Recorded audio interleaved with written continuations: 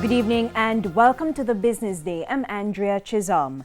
Gas prices are going down tomorrow. A liter of 87 and 90 gasoline will cost $1.79 less. Automotive diesel is costing 85 cents less, while ultra-low sulfur diesel is down 75 cents. 83 cents will be cut from the price of kerosene, while propane will, however, decrease by 10 cents and butane will cost $1.54 less. Oil prices traded higher today. Oil for delivery in September gained $1.66 to close at $43.38 per barrel.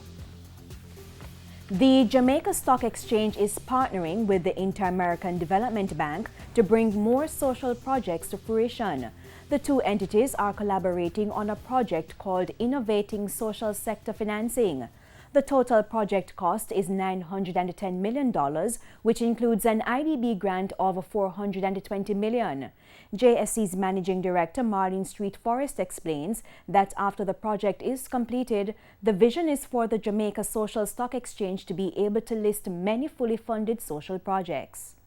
This project will enable the engagement of the financial sector and the entire economy of the country towards achieving a greater good through the funding and capacity building needed for sustainable development with people at the center.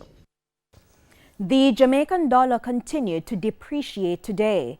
At the end of trading, the greenback was selling for its highest price ever against the local currency, $149.08 for $1.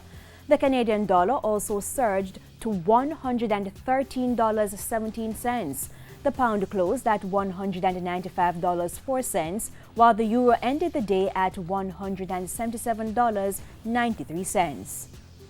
To the stock market now, the JSE index lost 2,630 points today, and the junior market index is down 24 points. Among the winners, Community and Workers of Jamaica Cooperative Credit Union deferred shares, 1834 Investments, Caribbean Cream, First Rock Capital Holdings US dollar shares, and JMMB Group 7.5%.